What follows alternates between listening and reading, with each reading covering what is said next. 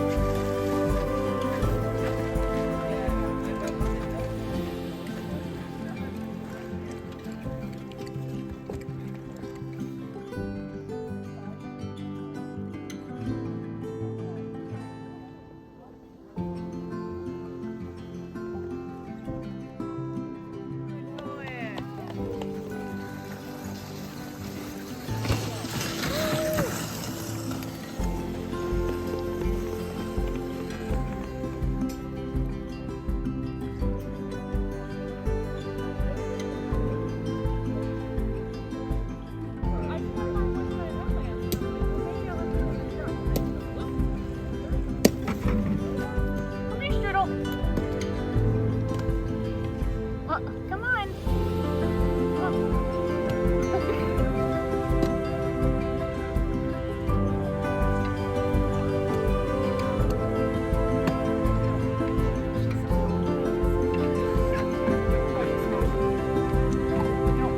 Get on my face. Hi, Tula. Oh gosh, punch me in the face.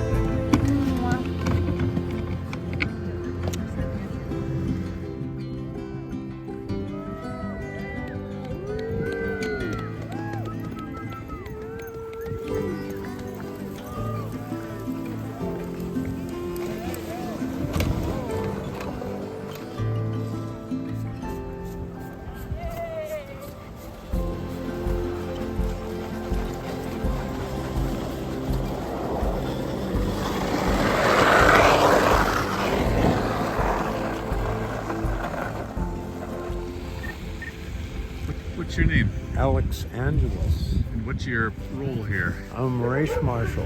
What's that mean? Well, I guess it's all my fault when things go wrong, and it's president of the Beargrease when they go right. Oh, this one's had its ups and downs, but all in all, things are working out. And we got a 2 warm of a day, so everybody's nestled down, taking some sleep, and I'm sure they'll start running towards the evening. Why not during the day? Well, if you feel the temperatures and everything, it's a little warm out there. So. Oh, hang on, I got a dog team going out.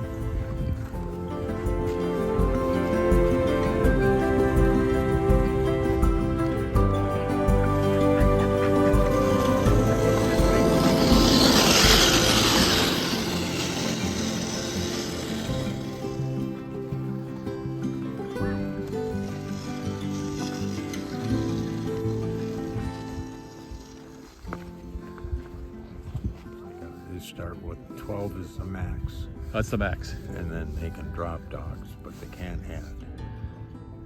Why do they drop dogs?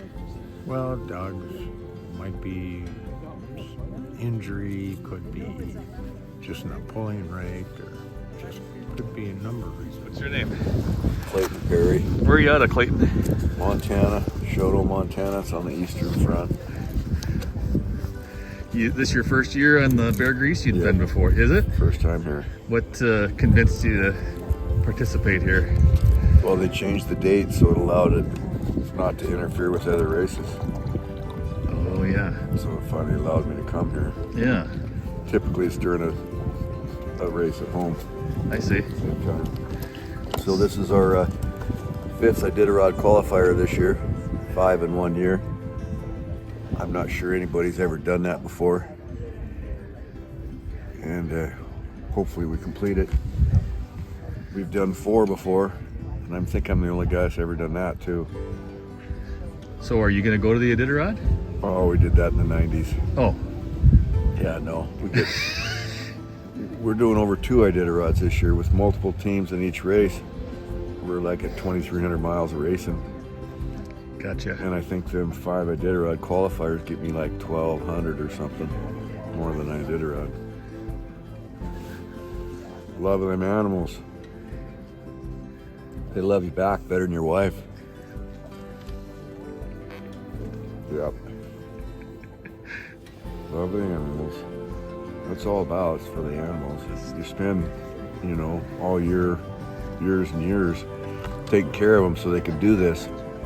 You can't train them up in 1 year. It takes several years to get them trained up to run marathons. So it's a devotion to the life of the dog. How many dogs you have? Oh, I think we're up to 45 now. We trained 34 this year. Trained up 34 dogs to run, and we got 9 puppies at home for next year. What does training them up mean? What do you got to do? Well, we start in September with short runs on four-wheelers in the dry land, and run them September, October, and November with four-wheelers. Pulling a four-wheeler shut off in gear. Oh my! And loaded. Holy cow! With sometimes more than one people and buckets of water, and it's a weight training. And we do that till December 1st, and on December 1st we get on sleds. By December 1st we try to have about 600 miles on that four-wheeler training. And then we get on sleds December 1st, and by January 1st we have another 600 miles on a sled training. And then they're maybe ready. Maybe. And once you pick your dogs, your team, you stick with them for the entire season, or 2 or 3 or 4, because you got to build a bond. That's the biggest part of training. Conditioning is one thing. Training, you got to have a bond. So yeah, out of that 45 or out of that 34 dogs, I picked 18.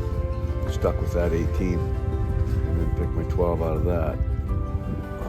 I rotate them so they can work in every position. I try to have a lot of leaders on our team. Try to have a lot of leaders. Some are better than others. Some steer, some don't steer. But you try to have, you know, a lot of leaders. So yeah, you switch positions. Constantly switching positions. As soon as you get comfort with a set of leaders and you lose them leaders, then you're in trouble. So you can't get comfy with a set of leaders. You don't want them to overrun and get tired, overheated. So you gotta control them. A lot of people take their dogs to the grocery store and lead them around with a leash. Jee-haw, jee-haw. Teach them in the grocery store.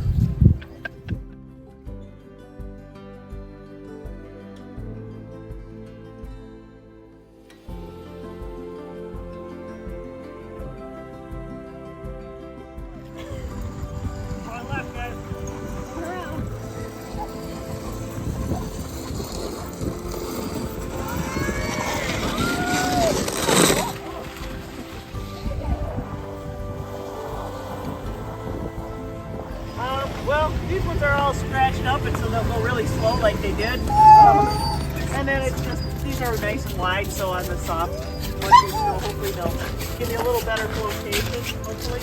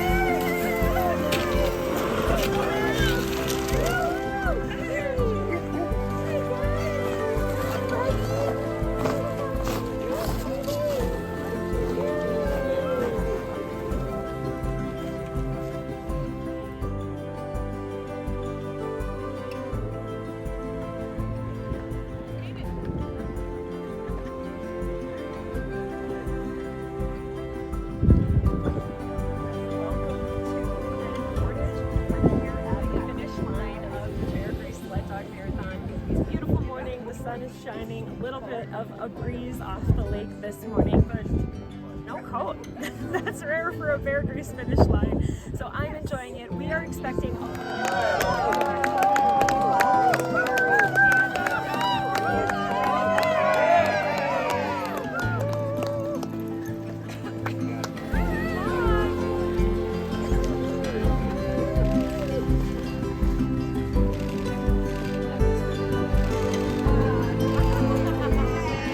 This year there was a 4-hour minimum mandatory at Sawbill upbound, and then there's and also the differential, which determines where they start. They have to give back those minutes, the order, and then you have a mandatory at Mineral Center, about 31 miles from the finish. And this year they did 21 hours of cumulative rest.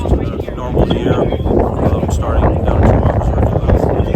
I'm sorry, starting in Duluth, it would have been 24 hours. So this year, because of the slightly shorter race, it's 21 hours. So that they can make up anywhere they want. So that's where the strategy comes in of where they're going to make that up. Well, it's interesting. That's kind of shifting. It used to be more about running. Dogs love to run at changes of light when you're seeing dawn, dusk. But now, because it's a little bit warmer, you have, like we saw yesterday, Erin Eiley, who won the race, she's decided to run somewhat in the heat of the day, knowing that when she got out in the woods, it would be a little cooler.